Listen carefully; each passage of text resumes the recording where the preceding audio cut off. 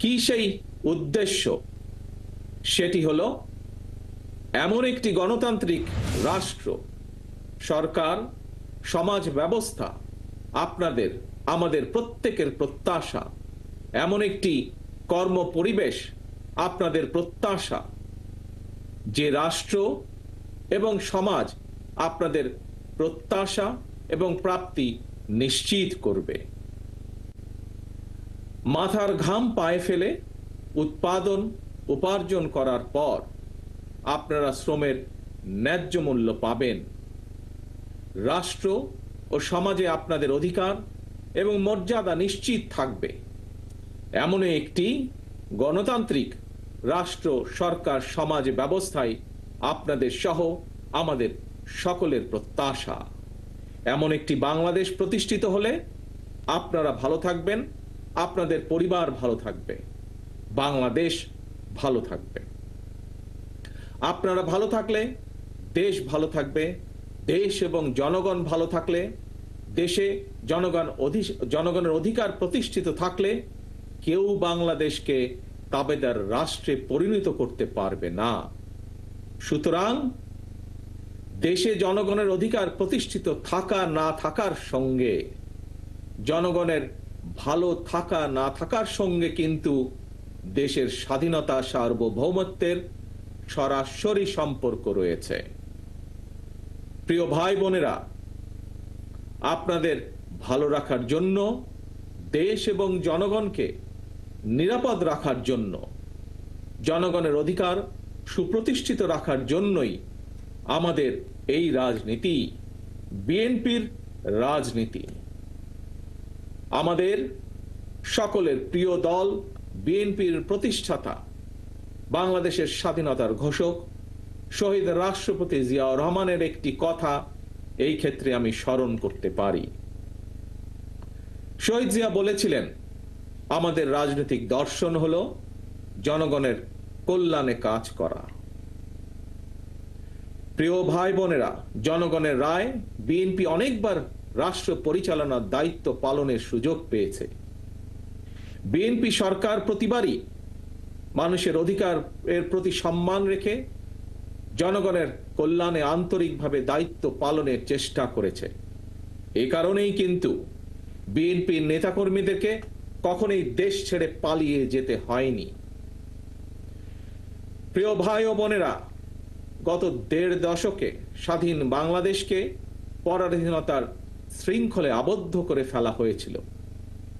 দুর্নীতি, দুঃশাসন চালিয়ে পলাতক স্বৈরাচার জনগণের স্বাধীনভাবে বাঁচার অধিকার, ভোটের অধিকারকে কেড়ে নিয়েছিল, জনগণকে করেছিল ক্ষমতাহীন।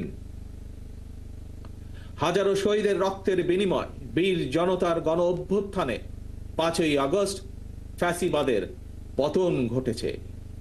কিন্তু ফ্যাসিবাদের পতন হলেও আজও জনগণের গণতান্ত্রিক রাজনৈতিক অধিকার এখনো সম্পূর্ণভাবে প্রতিষ্ঠিত হয়নি, এবং এই কারণেই শ্রমজীবী, কর্মজীবী মানুষ এখনো তাদের নির্বাচিত প্রতিনিধিদের মাধ্যমে নিজেদের দুঃখ দুর্দশার কথাগুলো সরকারের কানে পৌঁছে দেওয়ার সুযোগ পাচ্ছে না। প্রিয় ভাই বোনেরা, এই ক্ষেত্রে আমি আপনাদের সামনে একটি উদাহরণ তুলে ধরতে চাই। আপনাদের নিশ্চয়ই সকলের কম বেশি জানা আছে, এবছর আলু চাষের সঙ্গে যারা জড়িত ছিলেন আপনারা সকলেই কম বেশি জানেন, দেশে কিন্তু এবছর বার্ষিক চাহিদার চেয়েও বেশি আলু উৎপাদিত হয়েছে। আলুর বাম্পার ফলনের কারণে কৃষকের মুখে কিন্তু হাসি ফোটার কথা ছিল, অথচ আলু উৎপাদন করে কৃষক ভাইরা এখন বিপাকে পড়েছে। একদিকে আলু উৎপাদনের খরচ ছিল দ্বিগুণ, অপরদিকে উৎপাদিত আলু সংরক্ষণ করতে গিয়েও কৃষক ভাইদেরকে দ্বিগুণ খরচ গুনতে হয়েছে। শিল্প কারখানা, গার্মেন্ট সহ প্রতিটি সেক্টরেই শ্রমজীবী, কর্মজীবী মানুষদেরকে এই ধরনের বহুবিধ সমস্যা মোকাবেলা করতে হচ্ছে। আরো একটি বিষয় আপনাদের সামনে আমি উল্লেখ করতে চাই। সেটি হলো ফ্যাসিবাদী শাসনের অবসান হওয়ার পর এবছর রমজান মাসে নিত্য প্রয়োজনীয় দ্রব্যমূল্য তুলনামূলকভাবে সহনীয় ছিল। এজন্য আমরা আমাদের দল এবং জনগণের পক্ষ থেকে অন্তর্বর্তীকালীন সরকারকে ধন্যবাদ জানাই। কিন্তু প্রিয় ভাই বোনেরা, রমজান শেষ হওয়ার সাথে সাথেই পুনরায় চাল তেলের দাম বাড়িয়ে দেওয়া হয়েছে। চাল তেলের দাম বেড়েছে, কিন্তু মানুষের আয় রোজগার কিন্তু বাড়েনি। তাহলে জনগণ এখন তাদের এমন ভোগান্তির কথা কার কাছে, কোথায়, কিভাবে বলবে? প্রিয় কৃষক শ্রমিক ভাই ও বোনেরা, দেশে এখন প্রতিনিয়ত সংস্কার নিয়ে শোরগোল চলছে। গণমাধ্যমের খবর কিংবা টিভির টকশো সবখানেই সংস্কার নিয়ে আলোচনা। কিন্তু সংস্কারের যে এই এত কর্মযজ্ঞ চলছে, এই কর্মযজ্ঞে দেশের শ্রমজীবী মানুষের কণ্ঠস্বর কোথায়? কৃষক শ্রমিকরা তো গ্রামীণ অর্থনীতির মূল চালিকা শক্তি। তাহলে তারা কোথায়, কার কাছে, কিভাবে তাদের সমস্যা সম্ভাবনার চিত্র তুলে ধরবে? কে তাদের প্রতিনিধি? রাজনৈতিক দলের প্রতিনিধি হিসাবে আমরা মনে করি প্রান্তিক জনগোষ্ঠীর দুঃখ দুর্দশা সমস্যা সম্ভাবনার কথাগুলো যাতে রাষ্ট্র এবং সরকারের কানে পৌঁছে, এই জন্যই জনগণের প্রত্যক্ষ ভোটে নির্বাচিত জনপ্রতিনিধি, নির্বাচিত জাতীয় সংসদ এবং নির্বাচিত সরকার প্রয়োজন। কারণ জনগণের প্রত্যক্ষ ভোটে নির্বাচিত প্রতিনিধি, নির্বাচিত সরকার অবশ্যই জনগণের কথা শুনতে বাধ্য। প্রিয় ভাই ও বোনেরা, জনগণের কাছে জবাবদিহিমূলক সরকার প্রতিষ্ঠার জন্য রাষ্ট্র, রাজনীতি এবং সরকারের সংস্কারের জন্য বাংলাদেশের পক্ষের রাজনৈতিক দলগুলোর সঙ্গে আলোচনা করে 2023 সালে বিএনপি 31 দফা সংস্কার কর্মসূচি ঘোষণা করেছিল। সংস্কার কর্মসূচি নিয়ে বর্তমানে বিএনপি সারা দেশে জনগণের বিভিন্ন শ্রেণী পেশা জনগণের সঙ্গে সংলাপ করে চলছে। পাশাপাশি সংস্কার কর্মসূচি বাস্তবায়নে বিএনপি অন্তর্বর্তীকালীন সরকারের সাথেও আলোচনা করছে।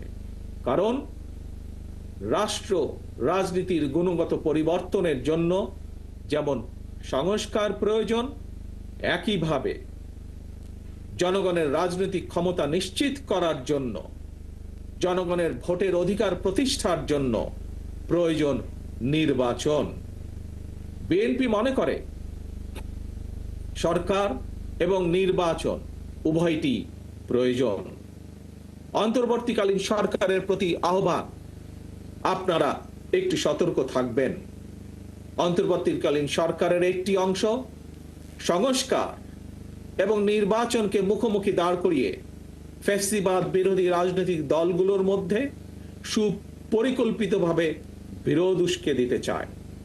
গণতান্ত্রিকামী জনগণের মনে এ ধরনের বিশ্বাস জন্ম দিতে শুরু করেছে। তাদের কাছে আমাদের আহ্বান, স্বল্প মেয়াদী এবং দীর্ঘমেয়াদী সংস্কার প্রস্তাবনা প্রণয়ন করুন।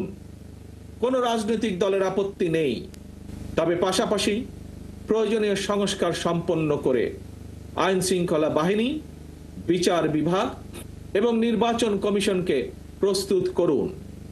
সুনির্দিষ্টভাবে আগামী জাতীয় নির্বাচনের রূপরেখা ঘোষণা করুন। অন্তর্বর্তীকালীন সরকারের কর্মপরিকল্পনায় পথনকশা গণতান্ত্রিকামী জনগণের সামনে সুস্পষ্ট থাকলে জনমনে সন্দেহ সংশয় কেটে যাবে। প্রিয় দেশবাসী, ফ্যাসিবাদ মুক্ত বাংলাদেশে জনগণের ভোটে জনগণের কাছে জবাবদিহিমূলক সরকার প্রতিষ্ঠার জন্যই বিএনপি সহ বাংলাদেশের গণতান্ত্রিক রাজনৈতিক দলগুলো অন্তর্বর্তীকালীন সরকারকে নিঃশর্ত সমর্থন দেওয়া অব্যাহত রেখেছে। তবে গণতান্ত্রিকামী জনগণ মনে করে অন্তর্বর্তীকালীন সরকারের প্রতি অনির্দিষ্টকালের জন্য সমর্থন অব্যাহত রাখা যৌক্তিক নয়। পলাতক স্বৈরাচার দেশে আর যেন মাথাচাড়া দিয়ে ওঠার সুযোগ না পায়, এজন্যই জনগণের কাছে জবাবদিহিমূলক সরকার প্রতিষ্ঠা অত্যন্ত জরুরি। ফ্যাসিস্ট কিংবা স্বৈরাচার হওয়ার মন্ত্র দেশের সংবিধান কিংবা দেশের আইনে লেখা থাকে না, বরং সংবিধান বা আইন না মানার কারণেই ফ্যাসিবাদের জন্ম হয়। একজন ব্যক্তি বা গোষ্ঠী যখন থেকে নিজেকে কিংবা নিজেদেরকে একমাত্র অনিবার্য অপরিহার্য মনে করে, জনগণের উপর একক সিদ্ধান্ত চাপিয়ে দিতে শুরু করে, তখন থেকেই ফ্যাসিবাদের যাত্রা শুরু হয়। এবং এ কারণেই বলতে চাই, কোনো ব্যক্তি অথবা গোষ্ঠীর মনে বিনা ভোটে ক্ষমতা দীর্ঘায়িত করার সুপ্ত বাসনা, পুনের আকাঙ্ক্ষা যেন রাষ্ট্র সরকারকে ফ্যাসিবাদে প্রতিপ্রলুব্ধ করতে না পারে, সেজন্যই জনগণের প্রত্যক্ষ ভোটে নির্বাচিত জনপ্রতিনিধি, নির্বাচিত জাতীয় সংসদ এবং জবাবদিহিমূলক সরকার প্রতিষ্ঠা করা দরকার। নিয়মিত গণতান্ত্রিক চর্চার মধ্যে দিয়ে দেশে মানুষের অধিকার সুরক্ষিত হয়ে উঠে, রাষ্ট্র রাজনীতিতে গণতন্ত্র প্রাতিষ্ঠানিক ভিত্তি পায়। প্রিয় ভাই বোনেরা, জনগণের সরাসরি ভোটের মাধ্যমেই দেশের সরকার গঠিত হয়, সরকারের পরিবর্তন ঘটে, এটি বিশ্বের গণতান্ত্রিক রীতি। তবে রাষ্ট্র স্বৈরাচার কিংবা ফ্যাসিবাদের কবলে পতিত হলে গণবিপ্লব কিংবা গণ অভ্যুত্থানের মাধ্যমেও ফ্যাসিবাদী সরকারের পরিবর্তন হয়, তত্ত্বাবধায়ক কিংবা অন্তর্বর্তীকালীন সরকার গঠিত হয়। এ ধরনের বিশেষ পরিস্থিতির সরকার অবৈধ নয়, তবে এ ধরনের বিশেষ পরিস্থিতির সরকার কখনোই জনগণের সরাসরি ভোটে নির্বাচিত সরকারের বিকল্প নয় এবং বিকল্প হতে পারে না। প্রিয় দেশবাসী, এবার আরো একটি গুরুত্বপূর্ণ বিষয়ের দিকে আপনাদের দৃষ্টি আকর্ষণ করতে চাই। আভ্যন্তরীণ যুদ্ধে লিপ্ত মিয়ানমারের রাখাইনে মানবিক সাহায্য পৌঁছানোর জন্য বাংলাদেশকে করিডোর হিসাবে ব্যবহারের অনুমতি দেওয়ার ব্যাপারে অন্তর্বর্তীকালীন সরকার নাকি নীতিগতভাবে সিদ্ধান্ত নিয়েছে। দেশের স্বাধীনতা সার্বভৌমত্বের সঙ্গে জড়িত এমন একটি স্পর্শকাতর বিষয় সিদ্ধান্ত নেওয়ার ক্ষেত্রে অন্তর্বর্তীকালীন সরকার কিন্তু জনগণকে জানায়নি, এমনকি জনগণের প্রতিনিধিত্বকারী রাজনৈতিক দলগুলোর সঙ্গেও কোনোই আলোচনা করার প্রয়োজন বোধ করেনি। দেশের জনগণকে না জানিয়ে অন্তর্বর্তীকালীন সরকার এ ধরনের সিদ্ধান্ত নিতে পারে কিনা কিংবা নেওয়া উচিত কিনা, এই মুহূর্তে সেই বিতর্ক আমি তুলতে চাই না। তবে দেশের স্বাধীনতা প্রিয় জনগণের কে মনে করে করিডোর, স্বাধীনতা প্রিয় জনগণ মনে করে করিডোর দেওয়া না দেওয়ার বিষয় সিদ্ধান্ত আসতে হবে জনগণের কাছ থেকে, সিদ্ধান্ত আসতে হবে জনগণের প্রত্যক্ষ ভোটে নির্বাচিত জাতীয় সংসদের মাধ্যমে। এই ধরনের পরিস্থিতিতে গণতান্ত্রিক বিশ্বের দেশে দেশে এটাই নিয়ম, এটাই রীতি। আমাদের বক্তব্য স্পষ্ট, বিদেশিদের স্বার্থ রক্ষার স্বার্থে নয়, অন্তর্বর্তীকালীন সরকারকে সবার আগে দেশের জনগণের স্বার্থ নিশ্চিত করতে হবে। কারণ মিয়ানমার, ভারত, পাকিস্তান কিংবা অন্য কোনো দেশ নয়, সবার আগে বাংলাদেশ। এটি হতে হবে আমাদের, এটিই হতে হবে আমাদের একমাত্র লক্ষ্য। সারা দেশের শ্রমজীবী কর্মজীবী ভাই ও বোনেরা, আমি বিশ্বাস করি, বিএনপি বিশ্বাস করে, তৃণমূলের জনগণের রাজনৈতিক এবং অর্থনৈতিক ক্ষমতায়ন ছাড়া শ্রমজীবী কর্মজীবী মানুষের ভাগ্যের পরিবর্তন সম্ভব নয়। শ্রমজীবী কর্মজীবী মানুষের অধিকার উপেক্ষা করে কোনো রাষ্ট্র এগিয়ে যেতে পারে না।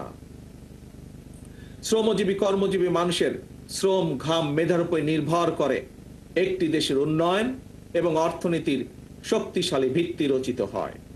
প্রিয় দেশবাসী, 1971 সালের অর্জিত মুক্তিযুদ্ধের বাংলাদেশ, ৭৫ সালের ৭ই নভেম্বরের আধিপত্যবাদ এবং তাবেদার মুক্ত বাংলাদেশ, ৯০-এর স্বৈরাচার মুক্ত বাংলাদেশ, ২০২৪-এর ৫ই আগস্টের ফ্যাসিবাদ মুক্ত বাংলাদেশ। দেশের ইতিহাসের প্রতিটি বাঁকে জনগণের একটি সুমহান আকাঙ্ক্ষা। কি সেটি?